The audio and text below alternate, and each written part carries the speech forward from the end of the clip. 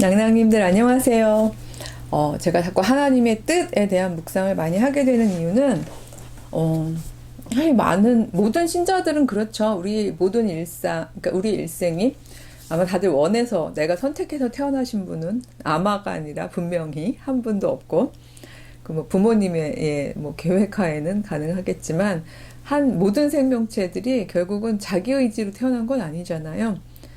그래서 이제 태어나는 걸 선택하지 않았는데 태어난 나의 삶들에 대해서 삶은 만만하지 않고, 그러니까 이 삶을 어떻게 해석할 것이냐를 놓고서 이제 여러 종교들마다 그래서 태어남이 고통이다 이렇게 얘기하는 종교도 있고요, 그렇죠? 뭐 두루두루 그러나 이게 전생의 뭐 이런 것 때문에 태어났지만 지금 잘 살아내면 안 태어날 수도 있다 뭐 이런 식의 해결을 하는 종교도 있고 이렇습니다만, 우리 기독교 같은 경우에는 이 모든 것이 다 하나님의 뜻 안에 있다, 그렇죠? 우리가 태로부터 분리움을 당하고 불리워지고, 그리고 이 땅에 태어나고 살아가며 호흡하는 그 모든 날 동안에 여호와께 동행하시고, 또 우리 죽음조차도 사실은 여호와께 돌아감이다. 이렇게 생각하는 이제 우리 어떤 하나의 커다란, 글쎄, 그러니까 제가 자꾸 이렇게 얘기하는 이유는 오늘 요거 소개해 보려고 했는데요. 그러니까 함석헌은 이걸 뭐라고 얘기했냐면 종교적 사관이라고 표현했어요. 역사도 그렇고 개인사도 그렇고 우리의 이 모든 삶의 기록들, 이것들이 결국은 하나님 안에서 해석 가능한 그런 방식으로 바라보는 사관을 종교적 사관이라고 그랬는데요. 뜻으로 본 한국 역사라는 이 책은 저는 고전 중에 고전 중에 고전까지 고전에 해석하는 원 오브 고전이래야 되나요? 제가 선택하고 있는 책 중에 하나이고, 또 이번 학기에 제가 이제 학생들 가르치는 과목 중에 한국 기독교와 역사라는 과목을 가르치면서 교재 중에 하나로 제가 선택하고 있는 것이기도 한데, 첫날 첫 강의라서 제가 비를 막 뚫고 온 친구들한테 역사를 바라보는 이제 일종의 세계관, 이제 어떤 일종의 특정한 패러다임을 가지고 이제 여러 가지를 소개하면서 종교적 사관을 소개할 때 이 책을 소개를 했었어요. 그래서 이제 여기서 뜻이라는 건 하나님의 뜻, 그 뜻이거든요. 앞에 하나님이 이제 안 들어가 있어서 그렇지만 뜻으로 본 한국 역사. 하나님의 뜻 안에서 한국 역사를 어떻게 해석할 것인가, 뭐 이런 부분인 건데요. 오늘 뭐 이 책을 말씀드리려는 건 아니고요.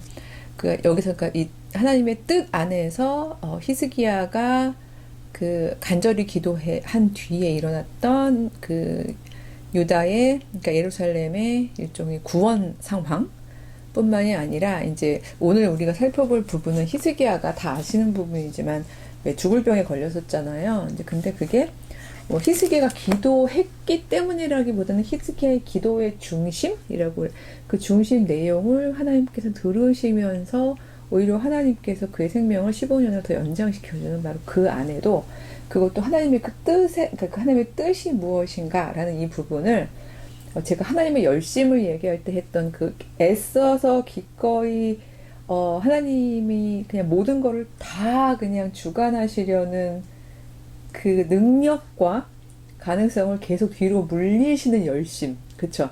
그러나 그게 냅두고 그냥 방치하는 것이 아니라 그만큼의 공간 안에서 인간이 자유의지로 뛰놀되 하나님과 맞닿아서 하나님의 뜻을 맞추고자 하는 의지로 함께 참여하기를 바라시는, 바로 그 열심하고 만났을 때 하나님의 뜻을 저희가 오용해서 해석하지 않을 수 있는 것 같아요. 지난 시간 말미에도 말씀드렸지만, 하나님께서 천지 만물의 주관자 되신 하나님께서 히스기야의 간절한 기도를 들으시고, 사실 하나님께서 세상을 향하여 나를 입증할 필요가 있어서 그러신 것이 아니라 그 상황들을 인도하심으로써 소위 하나님을 주로 고백하는 이스라엘 백성의 신앙을 더 견고히 하고자 이런 일들을 가능하게 하셨구나, 이렇게까지 생각하고 감사하면, 이게 바로 그 역사, 그러니까 산헤립이 진짜 군사 잃고 본국에서는 내란이 일어났다 그러고 수습하고 갖다 죽고 이런 모든 역사적 사건들이 하나님의 뜻 안에서 그러니까 해석이 될 수 있는 거죠. 근데 지난 시간 말미에 말씀드린 여기까지가 딱 맞는 해석인 건데 여기서 넘어가서 이거 봐라. 하나님은 우리만 특별히 사랑하신다. 우리한테 잘못하면 늘 다 죽어. 뭐 이런 식의 해석을 하게 되면 이거야말로 그야말로 어마어마하게 배타적인 해석이 되는 거고 오히려 하나님의 뜻을 그죠 내 뜻에 그냥 부합시켜버리는 그런 불신앙 나아가 반신앙이 되는 거잖아요. 근데 여기까지는 뭐 민족사라고 보고 이제 우리 다 아시다시피 열왕기 하에서는 이제 20장에서 이야기가 되어 있고 이사야에서는 38장이 그 이야기가 나와요.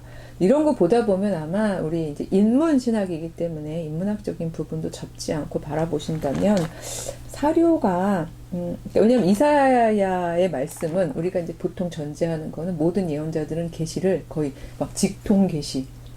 그래서 모든 이사야서에 기록된 모든 거는 이사야가 그냥 받은 대로 그대로 기록한 거. 이렇게 생각을 하시게 되면 가질 수 있는 질문 중에 하나가 열왕기하 20장의 그 앞에 부분하고요. 그 다음에 그 이사야 38장의 앞부분이 내용이 거의 뭐 톨씨 하나 틀리지 않을 정도로 똑같아요. 이런 부분들은 물론 여러분들이 이사야가 얘기한 거를 열왕기 사가가 뭐 베꼈나 내지는 근데 뭐 여러 가지로 뭐 유추할 수 있는 부분이 있겠습니다만 사료라는 것들이 기본적 사료들이 있었다는 걸 전제로 한다면 이사야서조차도 이사야서가 뭐 편집되었다라고 표현을 하자는 것이 아니라 이사야가 받은 말씀들에 대한 기록들이 분명히 있고요. 근데 그거를 최종적으로 이제 정리하고 기록하는 제가 맨날 살아낸 사람, 그쵸? 적은 사람, 읽는 사람들 이야기합니다만 최종적으로 편집하는 과정들은 있었겠구나 하는 걸 또 확인할 수 있는 중에 그러니까 그 본문들 중에 하나인데 오늘은 뭐 편집사를 할 건 아니고요. 이 히스기야가 병들어서 죽게 된 그 상황에 대한 이야기를 통해서 또 하나님의 뜻을 한 번 더 돌아보려고 하는 건데요. 열왕기하 20장에 보면 그때에 히스기야가 병들어 죽게 되매라고 되어 있는데 여기서 그때라는 게 어느 때인지를 알기 위해서는 6절을 한번 참고해 보자면요. 15년 더 할 것을 얘기하실 때에 내가 너와 이 성을 아수르 왕의 손에서 구원하고 또 나를 위하고 내 종 다윗을 위하여 이 성을 보호하겠다라는 말씀을 이사야를 통해서 이제 전하게 하는 그런 장면이 나오거든요. 그렇다면 그때란 그 편집 자체는 열왕기하 19장 뒤에 있지만 즉 그래서 사내립이 다 죽고 뭐 다 정리가 되고 그러고 난 다음에 그때가 있지만 이 그때는 사내립 다 정리되고 난 뒤에 그때는 아닌 거죠. 그 즈음에로 보는 게 맞고요. 그리고 이 6절의 내용에서 유추해 볼 때 아직 이 모든 문제들이 해결이 되지 않은 시점인 걸 알 수 있는 거죠. 병들어 죽게 되었다고 그랬는데 무슨 병이었을까? 이제 사실 이런 거 학자들이 다 궁금해 하잖아요. 근데 7절에 보면요. 제가 왔다 갔다 합니다만 이제 좀 전반적으로 보려고요. 7절에 이제 하나님의 말씀을 전하면서도 너 하나님께서 구원하신다고 하셨어. 보호하신다고 하셨어. 너만이 아니라 이스라엘도 다, 이 유다 백성들도 다 지켜주신다고 하셨어 하면서 무화과 반죽을 상처에 이제 놓는 장면이 나오거든요. 근데 여기 열왕기하 7절에는 상처라고 되어 있습니다만 이사야서 21절에 보면 이사야가 이르기를 한 뭉치 무화과를 가져다가 종처에 붙이면 왕이 나으리다 하였고라고 되어 있습니다. 제가 이 상처와 종처에 사용된 히브리어 단어를 확인하는 작업은 솔직히 이번에 못했어요. 제가 뭐 히브리어 원전으로 막 히브리어 원어 성경이 있는 사람이 아니고 그래서 사실은 이제 히브리어 잘하시는 선생님께 한번 이제 자문도 구하고 여쭤보고 해야 되는 상황이었는데 제 옷 보면 아시겠지만 비상 상황에서 연달아 찍고 있기 때문에 정확히 비교는 못했습니다만 이 부분은 뭐 더 공부해서 댓글로 제가 할 수도 있고 또 우리 낭낭님들이 또 막 저는 주체적 성경 읽기 이런 걸 권장하기 때문에 열왕기하의 상처와 이사야 38절의 종처가 같은 단어가 쓰였을까라는 이건 저의 질문이거든요. 다만 번역은 달라요. 하나는 상처라고 되어 있고 하나는 종처가 훨씬 더 유추하기가 좋은 구체적인 단어죠. 종기의 상처니까요. 그쵸? 그래서 요거 이제 제가 굉장히 궁금증이 든 건데 확인을 못하고 이렇게 유튜브를 찍고 있는 불성실함을 용서해 주시고요. 그래서 계속 댓글로 우리가 또 공부가 이어졌으면 좋겠다라는 거를 이제 전제로 깔고 제가 유추하자면 종기의 상처라면 일단 악성 종양 같은 거 있잖아요. 그러니까 사실 쭉 성경을 읽다 보면 이 고대에서 고치기 굉장히 어려운 병 중에 하나가 피부병, 악성 피부병, 그쵸? 악성 종양 이런 것들이 많이 나오고요. 우리나라 역사를 봐도 우리 선대 왕들 보면요. 정말 훌륭한 통치를 했던 왕들 중에서 결국은 돌아가신 이유가 그 악성 종기로 인해서 돌아가신 분들이 꽤 많잖아요. 예. 우리 정조도 그렇고. 근데 세종대왕도 굉장히 그것 때문에 고생하셨다고 하고, 물론 이것들을 이제 왕의 병이라고 왕만 그런 건 아니지만 많이 좋은 걸 너무 많이 들어서 과잉 섭취해서 그래 이렇게 얘기하시는 분들도 있습니다만 사실 그렇게 치면 진짜 왕만 악성 종기로 돌아가셔야 되게요. 그게 아니라 여러 사람들 보면 악성 종기로 힘들었던 사람들이 많이 있는데 이거 여기서부터 글쎄 썰이라고 말하기 뭐합니다만 그냥 저의 경험의 제한에서만 하는 이야기입니다. 저 의사도 아니고요. 그쵸? 이쪽으로 꾸준히 공부한 사람은 아닙니다만, 저는 종기까지는 아니지만, 이제 얼굴로부터 시작해서 전신으로, 제가 이제 소위 말하는 그거는 악성 피부병이었죠? 악성 피부병으로 한 2년 반 정도 고생을 해봤잖아요. 근데 그러면서 경험하면서 알게 된 것 중에 하나 뭔가 하면, 극도의 스트레스. 교수님, 스트레스 많이 받으셨나봐요. 예, 받았는데, 그 얘기를 풀려는 건 아니고요. 극도의 스트레스들이 저는 되게 많은 게 한 번에 이렇게 중첩이 됐어요. 이게 하나 정도면 핸들링 할 수 있을 정도의 내공은 되고, 두 개여도 이렇게 됐을 때 되게 여러 개가 한 번에, 대여섯 개가 한 번에 굉장히 한 2, 3년 동안 굉장히 이렇게 집약적으로 오다 보니까 저는 문제 해결형이거든요. 성격이. 그러니까 그걸 받을 때 그냥 말하자면 욱욱욱 하고 담는 형이 아니라 이걸 문제를 해결하고 넘어가는 형인데 인간관계라는 게 그렇잖아요. 문제가 해결이 이렇게 쉽게 안 되죠. 그걸 막 핸들링하면서 스트레스를 받았던 것들이 저는 발병했다라고 저는 생각해요. 그러니까 스스로. 그러니까 이런 부분을 고치는 방법은 두 가지죠. 예, 그러니까 물론 외부로부터, 그러니까 병원에 가서 스테로이드 바르고 주사 놓고 소염 주사 놓고 이것도 가능합니다만 사실 가장 근본적인 치료는 뭘까요? 그 스트레스의 원인을 제거하는 거죠. 아니면 그거를 내가 궁극적으로 핸들링, 내가 이제 소화해서 통제할 수 있는 내공을 기르거나 이제 저는 후자를 선택한 편인데 히스기야를 돌아볼 때 히스기야가 얼마나 이건 제 거는 될 것도 아니죠. 왕들 중에서도 잘 보세요. 악성 종기로 돌아가신 분들 잘 보시면 그냥 잘 먹고 잘 살았다 정도가 아니라, 꼭 그것만, 뭔가 되게 자신의 책임감을 가지고 통치하려고 애쓰셨던 분들 많아요.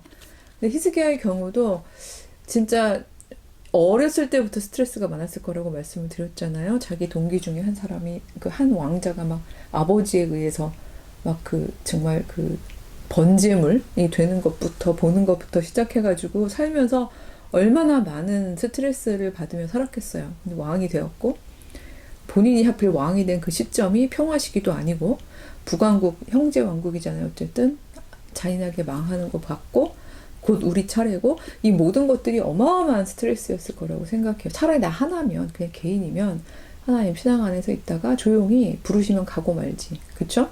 그러니까 사실 히스기야가 이 죽게 되었을 때 통곡하고 기도하고, 여기 보면, 열왕기하 20장 2절에도 보면 낯을 벽으로 향하고 여호와께 기도하여 이르되 이렇게 되어 있잖아요.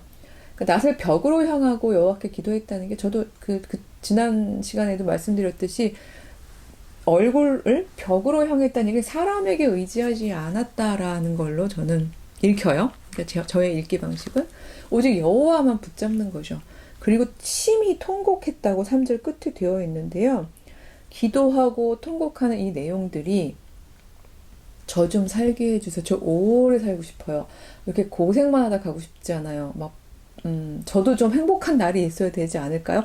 이런 기도가 아니었다라고 저는 생각을 합니다. 그래서 3절에 진실과 전심으로 주 앞에 행했고 선하게 행했던 것들을 기억해 주시옵소서라는 바로 이 부분은 제가 성경사랑방에서도 그렇게 풀었지만 이 절체절명의 상황에서 왕을 잃어버린다는 것, 이것이 이 민족에게 얼마나 고통스러운 상황일지에 대한 부분, 그리고 왕된 자로서의 자기의 책임에 대한 부분, 이런 부분 때문에 오히려 통곡한 것이 아닌가 싶어요. 뭐 그냥 개인의 부귀영화 때문에 그랬겠어요. 사실 이 정도 레벨이면, 그러니까 말하자면 히스기야가 그 당면했던 이만큼의 스트레스로 치면 그냥 그러면 rest in peace라고 하죠. 오죽하면 영면하였다는 표현을 쓰잖아요. 그러니까 그냥 나는 하나님께 돌아가서 그냥 편히 쉬는 게 낫겠어 싶을 만한 스트레스였음에도 불구하고 자신의 지금은 아니에요 하나님 하고 하는 그 간절한 기도의 내용에는 저는 본인보다는 그 자신의 공동체를 돌아보는 마음이 더 컸다고 생각해요. 그 마음을 보셨기 때문에 여호와께서 결정을 돌이키시는 거죠. 그러니까 이 모든 일들이 벌어지는 이 공간적 상상력을 여러분들, 제가 자궁이라는 표현을 했습니다. 말씀드렸지만 하나님의 침춤, 하나님께서 자기 제안을 통해서 자기 축소 이렇게 하신다고 했잖아요. 이 축소에서 벌려놓은 상태에서 끊임없이 애정을 가지고 바라보고 계시는 중에 히스기야의 기도라고 생각해 주신다면 이 상호작용이 굉장히 역하게 다이나믹하게 보이실 것 같아요. 근데 바로 이 시점에 있어서 원래 이사야에게 내렸던 말씀은 야 전해라, 너 집 정리해라, 1절이죠. 너가 죽고 살지 못하겠다라는 게 첫 번째 메시지였는데, 근데 이게 간곡하는 거를 보르면서 4절 보면요, 이사야가 성읍 가운데까지도 이르기 전에 여호와의 말씀이 또 임했어요. 그러니까 전달하고 가던 중이었거든요. 근데 5절에 돌아가서 내 백성의 주권자 히스기야에게 이르기를, 요런데 제가 초점을 맞춘 거죠. 유추 자체가 히스기야 정도라면 자기 때문에 기도하진 않았을 거야 라고 얘기했는데, 5절에서 딱 제 추측에 대한 이제 확증까지는 아니어도 마음에 위안을 주는 말이 또 나오는 거죠. 내 백성의 주권자 히스기야에게 이르기를, 하나님의 백성, 내 백성이라고 말씀을 드렸는데 주권자, 통치자, 하나님께서는 이 사람이 통치자로서 기도하고 있다는 것을 아신 거죠. 이르기를, 왕의 조상 다윗의 하나님 여호와의 말씀이 내 기도 들었다, 내 눈물 보았다, 너 낫게 할 거다. 그쵸? 15년을 더하겠다. 자, 이런 맥락이라면 하나님 쓰시는 김에 한 5년 더 써서 20년 하시죠. 이거의 개념이 아닌 거예요. 15년을 더하겠다라고 하셨을 때 히스기야의 마음이, 저는 기쁠 수 있었던 것은 그 15년이란 건 유한의 부분보다는 내가 계획할 수 있는 시간이 되는 거거든요. 그렇다면 나에게 15년 동안, 그쵸? 나는 어떤 통치, 하나님의 백성, 하나님이 내 백성이라고 얘기하셨으니까요. 하나님의 백성을 내가 어떤 계획하에 보호하고 치리할 수 있겠구나라는 걸 잡을 수 있는 거잖아요. 헬시계가 뒤로 가고 하는 어떤 그 기적 행위 자체보다는 저는 바로 이런 과정들이 바로 하나님의 뜻 안에서 너무 감사함으로 우리가 받아들여야 하는 부분인 것 같아요. 이걸 알았기 때문에 이사야도 하나님께 불평하지 않고, 그쵸? 말하자면 할아버지 뻘이잖아요. 여러 가지 놓고 볼 때. 내가 지금 방금 전화하고 아직 집에 도착도 하기 전인데 또 바꾸라고요? 뭐 약간 이런 식으로 이사야 입장에서는 불평. 그럼 내 말의 권위가 뭐가 되겠어요? 이렇게 하지 않는 거죠. 왜냐하면 모든 구약 문서 예언자의 말의 권위는 본인에게 있는 것이 아니라 하나님의 말씀을 맡는 데 있기 때문에 그 맡은 말씀을 전하기만 하는 되는 그런 도구로서의 예언자라면 당연히 하나님의 뜻 안에서 하나님께서 뜻을 돌이키셨구나. 바로 이 부분이에요. 하나님의 뜻은 fixed, 고정되어 있는 것이 아니죠. 우리와의 상응하시는 사랑 가운데서 돌이키시는 분이신 거죠. 그렇다면 하나님께서 뜻을 돌이키시지 않았다면, 어떤 특정한 사건에서 우리가 원하고 청하고 눈물로 기도하고 했는데 하나님의 뜻을 돌이키시지 않았다면 그건 우리 기도가 부족해서라기보다는 공의 혹은 하나님의 큰 뜻이라는 그 부분에 있어서 어떤 다른 이유를 저희가 기도 가운데 찾는 게 저는 맞을 거라고 생각해요. 그래서 이 기도 본문을 보면서 히스기야처럼 모두가 다 살아야지만, 내가 죽을 병에 걸렸는데 모두가 다 살아야지만 그게 하나님의 뜻 안에 있는 것이 또 아니고, 그쵸? 네, 그렇다고 또 내가 살아났다고 해서 그것이 어떤 나의 개인적인 어떤 의에 대한 증명도 아니고, 그러니까 사실 이 하나님의 뜻과 우리의 간구 사이에서의 어마어마한 긴장, 그리고 역학 이거는 저희가 계속 가져야 되는 것 같아요. 그러니까 계속해서 점검해야 되는 부분이죠. 그래서 여기에 보면은요, 제가 이제 이사야서 38장으로 넘어왔는데, 왜냐하면 흥미롭게도, 그 당시에 그 고통에 대한 토로를, 그러니까 이제 히스기야가 가졌을 토로를, 열왕기에는 담아놓고 있지 않는데, 이사야서에서는 그걸 기록해 놨어요. 38절에 보면 9절 이하예요. 유다 왕 히스기야가 병들었다가 그 병이 나은 그쯤에 기록한 글이 이러하니라 하면서 10절부터 20절까지 수금으로 나의 노래를 노래하리로다. 그러니까 이게 마치 이제 우리 시편에 있는 기자들이 그렇듯이 이제 그 여호와를 향한 나의 어떤 신앙 고백을 노래한 내용이 여기 쭉 나오거든요. 그러면서 자기가 고통받았던 때부터 얘기를 하는데 10절에 보면은 나의 중년의 수월의 문에 들어갔다라고 되어 있거든요. 그 다음에 정말 또 13절에 보면 내가 아침까지 견뎠는데도 결국 주께서 사자같이 나의 모든 뼈를 꺾으시는군요. 조속간에 나를 끝내시겠군요. 라는 이런 내용들. 그러니까 이 고통이. 그래서 일단은 중년에 발병했군. 약간 이제, 그러니까 중년에 발병했군. 그 다음에 아침까지 견뎠다는 거 보니까 저녁에 유난히 더 심했군. 근데도 결국은 사자처럼 나의 뼈를 꺾으시고 조석간에 결국 내가 끝나겠군. 이 정도의 고통이었군. 그게 종양이었군. 막 이런 생각을 하다 보니까 저는 글쎄요. 사람마다 정도 차는 있겠지만 그게 뭔지 알 것 같아요. 왜냐하면 모든 가려움증이나 소염 그 염증들은 밤에 더 심하거든요. 그게 뭐 스트레스성이었든 뭐였든 간에. 그래서 진짜요. 옷을 입고 잘 수가 없을 정도의 진물이 나고, 고통도 심하고, 가렵고, 아침에 일어나면 눈을 뜰 수가 없어요. 왜냐하면 진물이 이제, 눈을 붙여놨기 때문에 엉금엉금 기어가서, 물로 이렇게 닦고 하는 이 모든 것들, 아침까지 견뎠다는 말이 정말 확 와닿을 정도예요. 이건 정말 견딤의 차원이거든요. 근데 이런 것들을 다 통과하고서, 결과적으로 뭐 치료해주세요, 살려주세요 하는 이 모든 이야기들 끝에 전 19절에서 너무 감동을 받은 게 뭔가 하면요. 오직 산자, 곧 산자는 오늘 내가 하는 것 같이 주께 감사하며 주의 신실을 아버지가 그의 자녀에게 알게 하리이다. 뭐 이렇게 되어 있습니다만 여기 오직 산자, 곧 산자. 근데 쭉 사는 자도 아니고 그냥 오늘 내가 하는 것 같이 이렇게 감사하며 오늘 산자는 오늘 이런 모든 고통 가운데에서도 결국은 나에게 주신 이 고통이 바로 이 고통을 더하신 것은 결국 17절에 보면요. 내게 평안을 주려 하심이군요. 그러니까 이런 신뢰들 있잖아요. 결국 오늘 살았다면 오늘 하루를 이 고통 가운데서 아침에 살아났다면 이 육체적 고통 자체는 마치 제가 너무 길게 하고 있는 것 같으네요. 하필 왜 묵상을 끝내야 되는 지점에서 여기가 이렇게 왔는지.